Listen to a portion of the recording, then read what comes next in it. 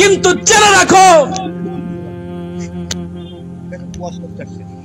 ঠিক আছে, আইনগর নাই, ফেসিবাদ নাই, কোন রাজনীতির আলোচনা এখানে চলবে না। আপনি কি বক্তব্য দিচ্ছেন এখানে?